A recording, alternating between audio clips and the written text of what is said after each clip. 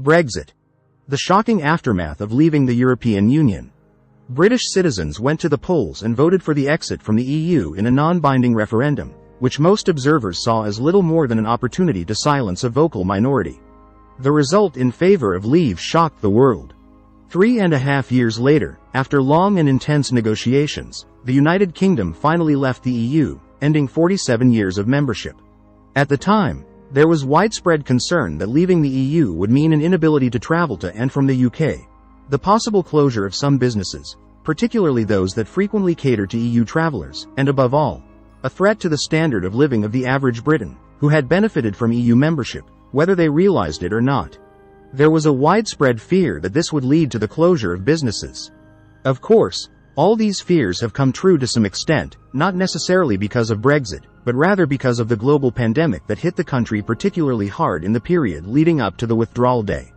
It has therefore been difficult to assess which difficulties have been felt as a consequence of Brexit and which instead as a consequence of the pandemic.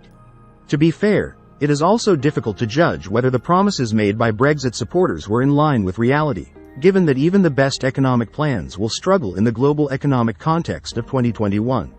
Before continuing, dear viewers, if you appreciate the content of this video and are satisfied with it, we invite you to consider the option of subscribing to our channel or supporting us with a donation.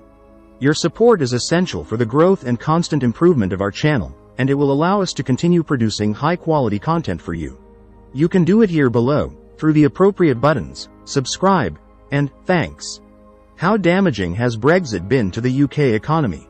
Has the UK benefited from the fact that Brexit happened in the midst of a pandemic? And finally, what do these things mean for the UK's ability to recover from the pandemic? Once all of this is done, the UK can be ranked in the national commentary on the economy. In the years between the referendum and the actual exit from the EU, one of the biggest challenges the UK has faced is uncertainty about what would happen to the UK after leaving. Several contrasting theories have been proposed, ranging from the possibility of some sort of utopia, finally free from the chains of the continent, to a complete apocalypse, with riots in the streets and empty shelves. Certainly, the second option does not sound good, but what is worse is that we really did not know which way the country would go. The most immediate impact of Brexit is on trade. The EU is first and foremost a free trade union, and countries in the region trade without tariffs and without imposing import quotas have agreed to trade without tariffs and without imposing import quotas. This is further facilitated by the fact that most of the remaining member states use the same currency, the euro, since its inception in 1999. On the other side of the same coin, to encourage EU member states to trade with each other rather than with the outside world, the EU has imposed severe restrictions on trade with third countries. This is still happening today, with exceptions for some goods and materials that are not abundant in the EU, such as Russian natural gas supplied to Germany. This video does not discuss the advantages and disadvantages of free trade. Regardless of whether this type of free trade area is beneficial for member states, the UK is now an outsider. It has gone from being a beneficiary of free trade agreements to a victim of severe trade restrictions. This situation is not positive for any country, but it is particularly negative for the UK, which heavily relies on trade to support its economy. To understand the importance of this situation, we must analyze a data called trade intensity. When economists analyze trade data, they usually focus on net trade, that is, exports minus imports. When they calculate GDP, they consider the sum of consumer spending plus public spending plus investment plus net trade. Net exports make up the trade balance and consequently also items such as the current account balance. Suppose that in a given year a country imports goods worth $1 trillion and exports goods worth $1 trillion. Both countries have the same net exports, but perhaps the second example would work much better. Trillions of dollars in exports require millions of jobs, while trillions of dollars in imports significantly increase the average standard of living of the same workers. The second country is also naturally more dependent on free trade agreements. For this reason, it is important that economists consider trade intensity. Trade intensity is simply the sum of imports and exports divided by GDP. If, in the simplified example of these two countries, both with a GDP of $4 trillion, the trade intensity of the first is 0% and that of the second is 50%. You will see that trade intensity is often a more accurate indicator of the reality of an economy. Why is this important for the UK? The UK is one of the countries with the highest trade intensity in the world. Compared to other major developed trading nations, such as Australia, 46%, Japan, 35%, and the United States, 24%, one can understand how important trade is to the UK. Historically, this makes sense. The UK is a relatively arid rocky mountain in the middle of the Atlantic Ocean, lacking many of the natural resources needed to adequately develop its own economy. The UK has also historically been a great colonial power, so trade has become a natural activity for the UK, which in recent decades has seen its importance grow in the global economy. This is where uncertainty about how Brexit would be really matters. The worst-case scenario, such as the feared no-deal Brexit, without borders and without free trade between the EU, would obviously not be positive, but it would have been possible to plan for it. Suppose, for example, that you own a tool manufacturing company. You had a small factory and warehouse, which mainly sold high-quality mechanical processing equipment to companies in the UK and the EU. Without a free trade agreement, you would not be able to remain competitive in Europe, as you would have to pay import duties on all the tools you sell in Europe. You could avoid this by opening another plant in the EU, but this would involve a huge investment of capital and would be impossible for the UK to negotiate a favorable trade deal with the EU. It would be a huge investment of capital, which would be wasted if it turned out that the UK can negotiate a favorable trade deal with the EU. Alternatively, they could save so that they have the liquidity available to buy a factory as soon as they need it, but in this case they would have a pile of money that is not being reinvested in the business, nor paid to new employees or distributed as dividends to investors. Money that lies unused waiting for something does not help the economy, but money spent for these purposes does. If entrepreneurs had known what was happening, they could have taken steps to deal with it, even if it was not good news.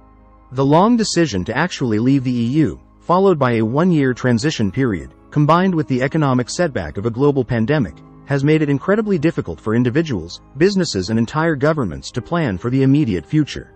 Even taking into account the impact of the pandemic on travel and economic activity in general, trade has decreased significantly.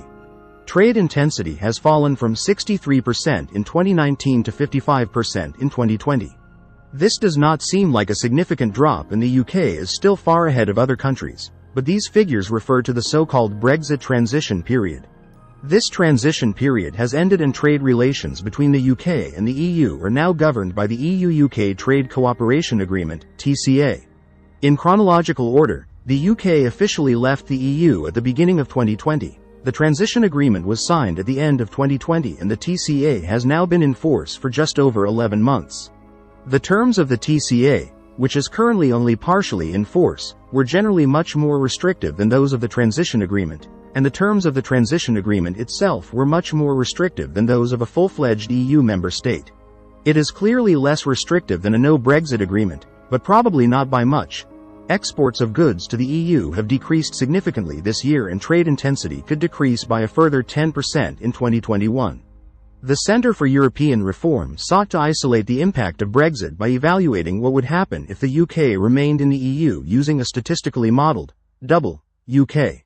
Its analysis concluded that leaving the single market and customs union after a transition period would reduce UK trade in goods by 15.8% as of August 2021. 15.8% is a very high figure and would have a direct impact on hundreds of thousands of workers. Now, although it is the first thing everyone thinks of, the loss of trade may not be the biggest blow to the UK economy, but rather the loss of labor. In the UK, you will have seen that the shelves are now empty and the gas stations are losing customers. The UK is short of about 100,000 truck drivers, many of whom were non-British citizens working in the UK under EU work agreements. Before Brexit, citizens of any EU country could live and work in any other country in the Union. This brought both great advantages, such as the possibility for companies to draw on a wide pool of talented labor, and disadvantages, such as increasing inequalities, as the brain drain attracted promising young workers from poorer countries to richer ones, where they could earn higher incomes. Both arguments are understandable, but in any case truck drivers are one of the most representative groups of workers who have taken advantage of this policy.